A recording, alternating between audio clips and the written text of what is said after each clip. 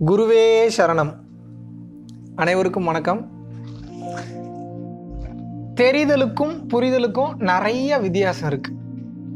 இந்த தெரிதலுக்கும் புரிதலுக்கும் உள்ள வித்தியாசம் புரிஞ்சிருச்சுனாவே வாழ்க்கையில் நம்ம எந்த ஸ்டேட்டில் இருக்கோம், எந்த லெவலில் இருக்கோம் அப்படின்றது உங்களுக்கு புரிஞ்சிடும். இது ஒவ்வொருத்தரும் நிச்சயமாக தெரிஞ்சு கொள்ளக்கூடிய ஒரு சப்ஜெக்ட். கண்டிப்பாக தெரிஞ்சுக்கணும்.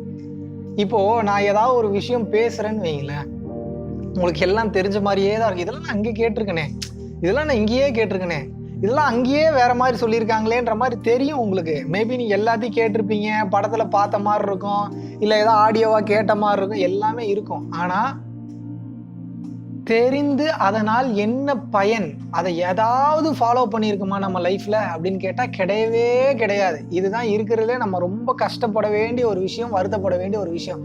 எல்லாத்தையும் தெரிஞ்சு வச்சுக்கிட்டு என்ன பண்ணுறது? அதை அப்ளை பண்ணால் மட்டும்தானே லைஃப் நல்லா இருக்கும். உங்களுக்கு நல்லா தெரியும், யாகாவாராயினும் நாக காவாக்கால் சோகாப்பர் சொல்லிலுக்கு பட்டு நான் திருக்குறள் சொல்கிறேன் அப்படின்னா, திருவள்ளுவர் எழுதின திருக்குறள் தானே இது அப்படின்றீங்க ஒரே வார்த்தையில். கரெக்டு தான், நான் இல்லைன்னு சொல்லலை. இதனோட அர்த்தம் என்ன?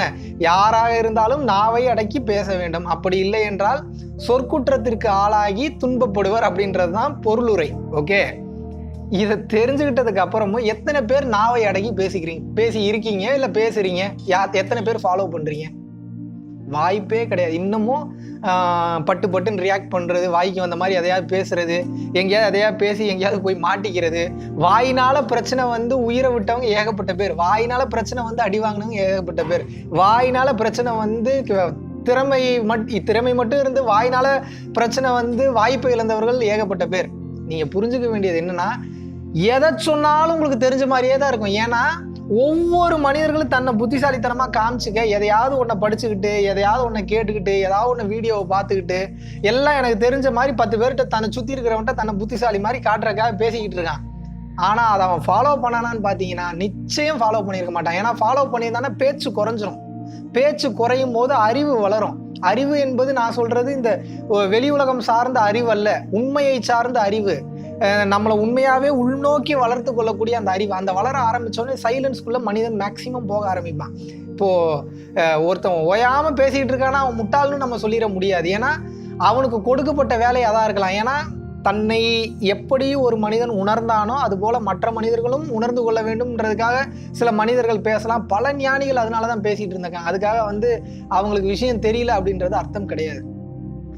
நீங்க என்ன பண்ணணும் அப்படின்னா, எதை கேட்டாலும் கேட்ட மாதிரியே இருக்கு அப்படின்னு தெரிஞ்சுட்டு அதோட விட்டுட்டு உங்க மற்ற வேலையில பார்த்துட்டு இருக்கீங்களே தவிர அதை ஃபாலோ பண்றது இல்லை. அதனால ஒரு யூஸும் கிடையாது.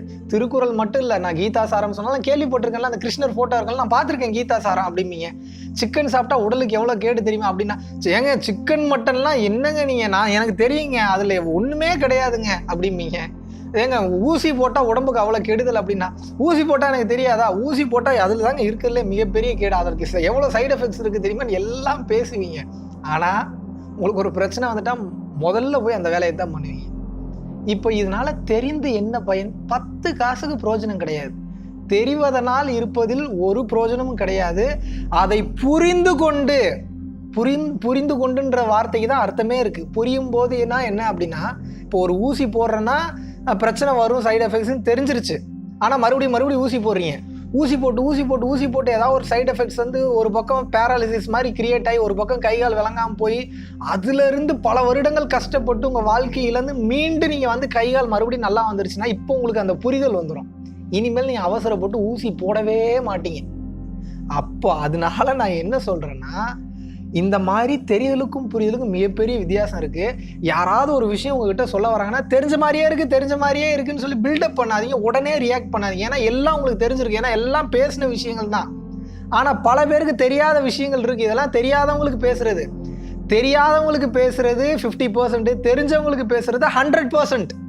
ஏன்னா தெரிஞ்சவன் தான் இதை நல்லா தெரிஞ்சுக்கணும். ஏன்னா தெரியாதவன் கூட தெரிஞ்சுக்கிட்டு ஒரு விஷயத்தை அப்ளை பண்ணி அடுத்த லெவல் போயிடறான். தெரிஞ்சவன் தெரிஞ்சுக்கிட்டே அதே லெவல்ல தான் இருக்கான். அதனால ஒரு உபயோகமும் கிடையாது. ஆகையினால அதை தெரிந்து கொண்டு அதை எப்படி வாழ்க்கையில் அப்ளை பண்ணி அடுத்த கட்டம் போகிறது அப்படின்றதுல உங்களோட அந்த ஃபோக்கஸை வச்சு வாழ்க்கையில் சென்றீர்களானால் வாழ்க்கை மிக சிறப்பானதாக இருக்கும்.